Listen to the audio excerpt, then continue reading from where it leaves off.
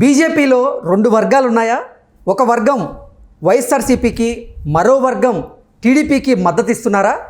వైఎస్ఆర్సీపీకి మద్దతు ఇచ్చేటువంటి మద్దతుదారులతో జగన్మోహన్ రెడ్డి టీడీపీ, భారతీయ జనతా పార్టీ పొత్తు విచ్ఛిన్నం చేసే దిశగా వ్యూహాలు రచించారా? అయితే జగన్మోహన్ రెడ్డి వ్యూహాలను హైకమాండ్ తిప్పికొట్టిందా అంటే అవుననే సమాధానం ఇస్తున్నారు కొంతమంది రాజకీయ విశ్లేషకులు. ఇక ఇదే అంశానికి సంబంధించి మనతో మాట్లాడేందుకు ప్రముఖ రాజకీయ విశ్లేషకులు జగదేవ్ గారు మనతో ఉన్నారు. ఆయనతో మాట్లాడదాం. జగదేవ్ గారు నమస్తే అండి. నమస్తే. జగదేవ్ గారు, బీజేపీలో రెండు వర్గాలు ఉన్నాయని, ఒక వర్గమేమో టీడీపీకి మద్దతు ఇస్తుందని, మరో వర్గమేమో వైఎస్ఆర్సీపీకి మద్దతు ఇస్తుందంటూ కూడా ఒక వార్త ఇప్పుడు చక్కర్లు కొట్టింది. అలాగే వైఎస్ఆర్సీపీకి ఎవరైతే మద్దతు ఇస్తున్నారో ఆ మద్దతుదారుల ద్వారా జగన్మోహన్ రెడ్డి టీడీపీ, భారతీయ జనతా పార్టీ యొక్క పొత్తును విచ్ఛిన్నం చేసే దిశగా ఆయన కొన్ని వ్యూహాలు రచించారని, కానీ భారతీయ జనతా పార్టీ హైకమాండ్ మాత్రం అది గ్రహించి దాన్ని తిప్పికొట్టింది ఆ వ్యూహాన్ని అంటూ కూడా ఇప్పుడు సోషల్ మీడియాలో ఒక వార్త చక్కర్లు కొడుతూ ఉంది. ఏంటి సార్, ఆ వార్తలో వాస్తవం ఉందా? అంటే ఈ వార్తలు సోషల్ మీడియాలో రావడానికి కారణం గత వారం జరిగిన పరిణామాలు.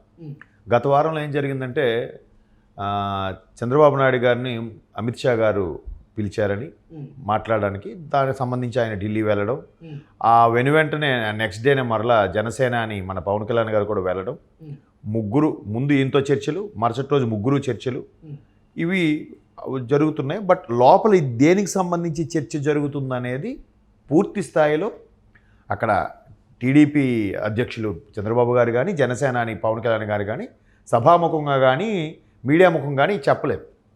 కానీ ఎలక్షన్స్ ముందు కాబట్టి ఖచ్చితంగా దేని గురించి అయి ఉంటుంది? పొత్తుల వ్యవహారం అయి ఉంటుంది, రాజకీయ పొత్తుల వ్యవహారం అయి ఉంటుంది, లేదా రాష్ట్ర రాజకీయ పరిణామాలు కానీ రాష్ట్ర పరిస్థితులపై కానీ అయి ఉంటుంది ఖచ్చితంగా. మరోవైపు బీజేపీ కూడా ఈసారి గెలిస్తే మూడోసారి అవుతుంది కాబట్టి ఎంతో కొంత వ్యతిరేకత ఉంటుంది కాబట్టి ఎలాగైనా ప్రభుత్వాన్ని స్థాపించాలి, మేము పైగా 400 పైచిలుకు సీట్లతో అంటుంది కాబట్టి ఖచ్చితంగా బీజేపీకి కూడా కొంత పొత్తు అవసరం. రాష్ట్ర ప్రయోజనాల కోసం టీడీపీకి, జనసేనకు కూడా బీజేపీ సపోర్ట్ కొంత అవసరం.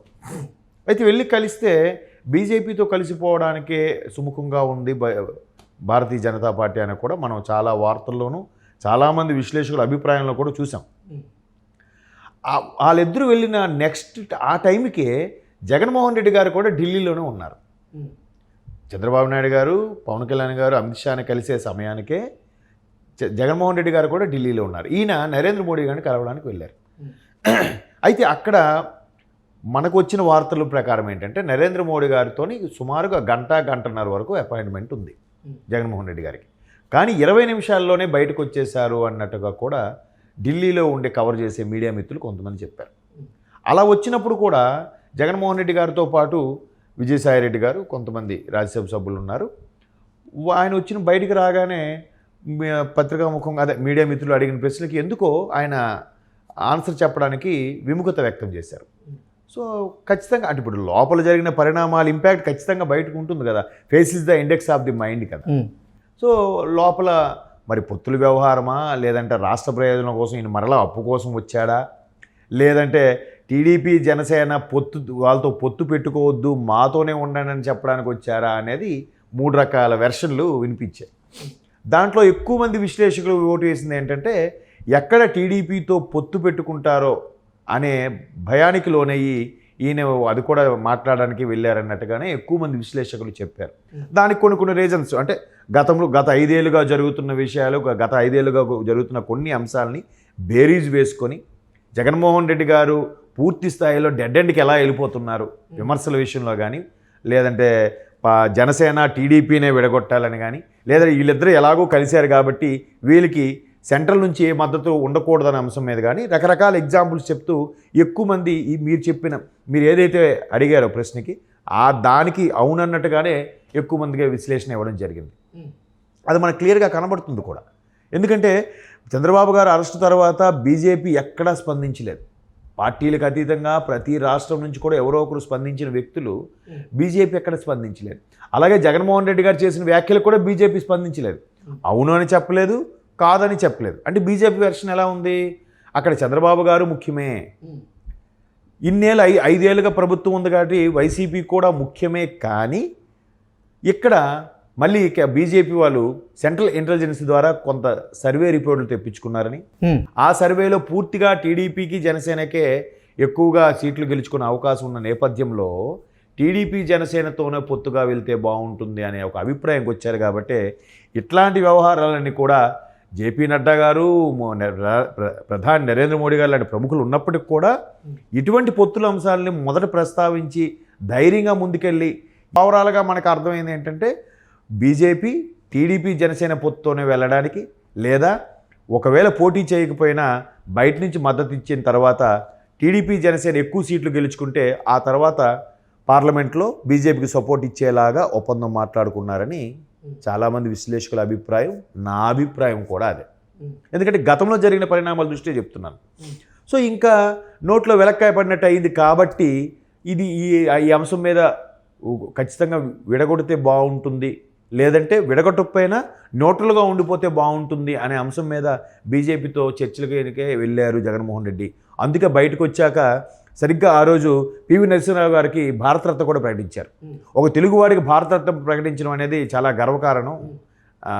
నాకు తెలిసి తెలుగు వాళ్ళలో భారతరత్న ప్రకటించిన వాళ్ళలో లేదనుకుంటాను, నాకు మరి ముందు వాళ్ళు ఎవరో నాకు అంత ఇస్తే తెలియదు. కానీ సో పివి నరసింహరావు గారు మన తెలుగువారు కాబట్టి అతను ప్రకటించడం ఎలా ఉందని అడిగినప్పుడు కూడా ముఖ్యమంత్రి జగన్మోహన్ రెడ్డి గారు స్పందించడానికి ఇష్టపడలే.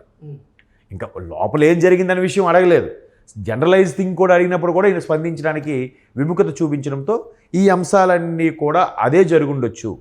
ఖచ్చితంగా బీజేపీ ఏంటి అసలు అంటే భారతీయ జనతా పార్టీ టీడీపీ పొత్తు పెట్టుకోబోతుంది అని గ్రహించిన జగన్మోహన్ రెడ్డి దానికి భయపడుతున్నాడా? ఒకవేళ పొత్తు పెట్టుకుంటే నేను ఓడిపోవడం ఖాయం అని ఆయన భావించారా? అందుకే పొత్తును విచ్ఛిన్నం చేయాలని ఇటువంటి కుట్రలు పన్నుతున్నారా అంటే ఏం చెప్తారు? అది నేను అవునని అంటాను. ఎందుకంటే రీసెంట్గా పురంధరేశ్వరి గారు ఒక వ్యాఖ్యలు చేశారు. జగన్మోహన్ రెడ్డి గారు రెండోసారి ప్రభుత్వం స్థాపించడానికి ఎటువంటి పన్నాగాయాలని పన్నడానికి సిద్ధంగా ఉన్నారు. గతంలో చాలా జరిగాయి, రిగ్గింగ్లని, దొంగ ఓట్లు నమోదులని కానీ లేదా ఈవీఎం ట్యాంపరింగ్లు కానీ ఇవన్నీ జరిగాయి. ఇవన్నీ కూడా జరుగుండొచ్చు. ఇవన్నీ కూడా ఖచ్చితంగా కేంద్రం అండదండలతోనే జరుగుతాయి, లేకపోతే వీళ్ళు చేయలేరు అనే వ్యాఖ్యలు కొన్ని సోషల్ మీడియాలో కూడా వైరల్ అయ్యాయి. దాంట్లో వాస్తవం ఎంత ఉందో మనకు తెలియదు. ఎందుకంటే చాలామంది అభిప్రాయం ఏంటంటే 2019లో జగన్మోహన్ రెడ్డి గారు ప్రభుత్వం వచ్చిన తర్వాత 151 స్థానాలు వచ్చాయి, గవర్నమెంట్ ఫామ్ చేశారు. ఆయనకి 2019లో ఆయన క్యాన్వాసింగ్లో కానీ ఆయన నవరత్నాల విషయంలో కానీ ప్రజలు మొగ్గు చూపారు, ఆయనకు ఓటు వేశారు. కానీ మరీ 151 వచ్చే మెజార్టీ వచ్చేంత మొగ్గు చూపలేదు. చంద్రబాబు నాయుడు గారికి మరీ 23 స్థానాలకే పరిమితమయ్యేంత వ్యతిరేకత కూడా లేదు అనేది చాలామంది అభిప్రాయం. చంద్రబాబు నాయుడు గారి వ్యతిరేకత ఉంది, కానీ మరీ 23 స్థానాలకే పరిమితమయ్యే వ్యతిరేకత లేదు. జగన్మోహన్ రెడ్డి గారి ఫేవరిజం ఉంది, కానీ 151 స్థానాలు వచ్చేంత ఫేవరిజం లేదు. బట్ ఇంకా ఇక్కడ ఏదో జరుగుండొచ్చు, ఏదో జరిపించి ఉండొచ్చు, లేదా కేంద్రం అండదండలతో కొన్ని జరుగుండొచ్చు అనేది మొన్న పురంధేశ్వరి గారి వ్యాఖ్యల్లో కూడా పరోక్షంగా అదే అర్థమైంది. కాబట్టి మరలా సెంట్రల్లో ఉండే పార్టీతో పొత్తుగాని లేకపోతే మనం మళ్ళీ రెండోసారి అనుకున్నది అవ్వకపోవచ్చు, ప్రభుత్వం రాకపోవచ్చు అని భయపడచ్చు కదా. అటువంటి భయాందోళనకు లోనైనప్పుడే ఖచ్చితంగా వీళ్ళ ప్రయత్నాలు వీళ్ళు చేస్తూ ఉంటారు. బయటకు వచ్చినప్పుడు ఆ ఎక్స్ప్రెషన్స్ బట్టి కూడా కొన్ని తెలిసిపోతాయి. లోపలికి వెళ్ళిన తర్వాత వాళ్ళకు అనుకూలంగా అన్ని గ్రీన్ సిగ్నల్ వచ్చింది అనుకోండి, హుషారుగా బయటకు వచ్చి చక్కగా మాట్లాడతారు. ఏంటి మరి హైకమాండ్ జగన్మోహన్ రెడ్డి మీద ముటిక్కాయలు వేసిందా? అది తెలీదు, ముట్టికాయలు వేసారో లేదు తెలియదు, కానీ ఎందుకో మొండి చేయి చూపిస్తున్నారు. అందుకే జగన్మోహన్ రెడ్డి గారు కూడా అంత ఉత్సాహంగా బయటికి రాలేదనేది అక్కడున్న ఎవరైతే కవరేజ్ చేయడానికి ఉన్నారో వాళ్ళు చెప్పిన మాట ప్రకారం అలా ఊహించుకోవడమే. మేబీ అంటే ఒకవేళ అది ఖచ్చితంగా పొత్తుల విషయంలో మొండి చేయి చూపించిందా, లేదా రాష్ట్ర ప్రయోజనాల కోసం ఈయన ఇంకా ఇప్పటికే ఇంకా చాలా వరకు వాడేసారి ఇంక ఇవ్వడానికి లేదు అనుకున్న నేపథ్యంలో మరలా ప్రధాని నరేంద్ర మోడీ గారి ద్వారా నిర్మలా సీతారామన్ గారికి చెప్పించే ప్రయత్నం చేశారనేది తెలియదు. కానీ ఎలక్షన్స్ ముందు ఇంకే దీని గురించి ఏం మాట్లాడతారు? ఖచ్చితంగా వీటి గురించే మాట్లాడాలి, ఓకే, పొత్తుల గురించే. కాబట్టి అది చెక్ పెట్టే ప్రయత్నం అని నేను అనుకుంటున్నాను. ఓకే అండి, థ్యాంక్ యూ సో మచ్.